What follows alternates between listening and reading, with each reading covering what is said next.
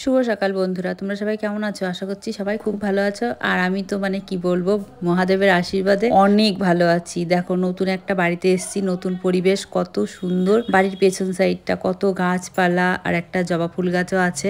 এটাই দেখছিলাম আর ভাবছিলাম যে আর হয়তো পুজোর জন্য ফুল কিনতে হবে না, গাছের থেকে ফুল তুলে পুজো দিতে পারবো। হ্যাঁ, বাড়ির সামনের দিকেও কিন্তু দুটো ফুল গাছ আছে, একটা নয়নতারা গাছ আর একটা সাদা ফুল গাছ। তোমাদের অন্য কোনো সময় দেখিয়ে দেবো। বাড়িটা না অনেক বড়, ঘরগুলো অনেক বড় বড় আর বাড়ির জায়গাটাও অনেক বড়। আমাদের বাড়িওয়ালা বলেছে তোমাদের যদি ইচ্ছা থাকে তোমরা গাছ লাগাতে পারো, যেমন ফুলের গাছ, ফলের গাছ কিংবা কোনো সবজি গাছ। তো আমরা ভেবেছি কিছু কি বলে লঙ্কা গাছ আর বেগুন গাছ লাগাবো। এখনো আনা হয়নি, ভেবেছি বৃহস্পতিবারে হাটের থেকে নিয়ে আসবো। তোমরা আমার ভিডিওটা দেখতে থাকো, আমি আশা করি তোমাদের ভালো লাগবে। আর তোমাদেরকে একটা ছোট্ট গল্প শোনাই। আমরা একটা ছোট্ট বাড়িতে ভাড়া থাকতাম, ছোট্ট একটা ঘর ছিল, এদিক থেকে ওদিক জিনিসপত্র আটতো না, তার জন্য বড় একটা খাট বিক্রি করে দিলাম, দিয়ে ছোট্ট একটা খাট কিনলাম। আর ভাবতাম কি এই বাড়ির বাইরে মনে হয় কোনো দুনিয়া নেই।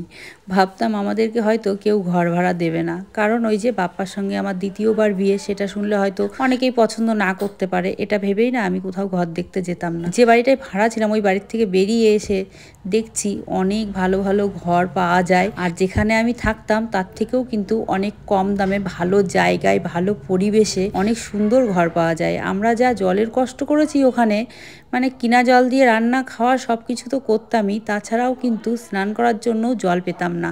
আমাদের বাড়িতে যেয়ে স্নান করে আসতে হতো। জামা কাপড় ধুলে জামা কাপড়গুলো নষ্ট হয়ে যেত, সেই কারণে জামা কাপড়গুলো বাড়ির থেকে কেচে আনতে হতো।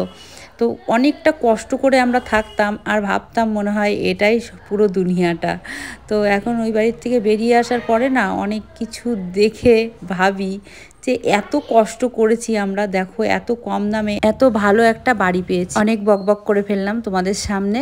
এই জায়গাটা মুছছি, সিঁড়ির নিচেটা, এখানটায় আমি রান্নার জায়গা করব। বাড়ির সামনের দিকে একটা বারান্দা আছে, সেই বারান্দাতেও একটা খোপ আছে, সেখানেই আমি রান্নার জায়গাটা বানিয়েছিলাম, গুছিয়ে নিয়েছি। তো সেখানে না রান্না করতে আমার একদম ভালো লাগছে না, কারণ আমাকে এই সাইড থেকে জল টেনে টেনে নিয়ে যেতে হচ্ছে। তো সেই জন্য ভাবলাম সিঁড়ির নিচে রান্নার জায়গাটা করি, ওখানে একটা বেসিং আছে, সবজি টবজি ধোয়া, বাসন টাসন ধোয়ার একটু সুবিধা হবে।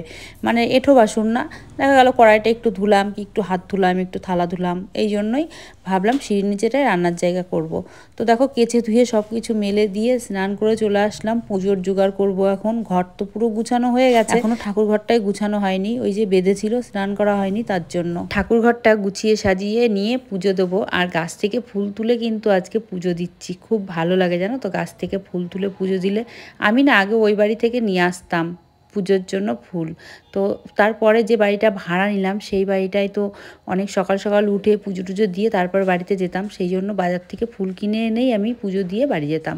তো আজকে আমি অনেক দিন পরে গাছের থেকে ফুল তুলে পুজো দিলাম, আমার কাছে খুব ভালো লাগছে, মন থেকে শান্তি পেলাম। তো দেখো আমার ঠাকুর ঘরটা খুব সুন্দর করে গুছিয়ে নিয়েছি, তোমাদের কেমন লাগছে অবশ্যই কমেন্ট করো। সারাদিন তো অনেক ভিডিও করেছি, তোমরা তো দেখলেই। আর রান্নাবান্না সেরকম কিচ্ছু করিনি। কালকে যে মাংস ছিল, মাটন, সেটা দিয়ে ভাত খাচ্ছি। মাছও ছিল, মাছটা খেয়ে নিয়েছি আগে, ভিডিও করতে ভুলে গেছিলাম। আসলে খাটাখাটনি করতে করতে এত খিদে লেগে গেছে, এখন বাজে 3:30, তাহলে আমাকে খেয়ে নিই। তো এই ভিডিওটা আমি এখানে এন্ড করে দিচ্ছি, আবার দেখা হবে পরবর্তী একটা ভিডিওতে। টাটা, সবাই খুব ভালো থেকো, সুস্থ থেকো।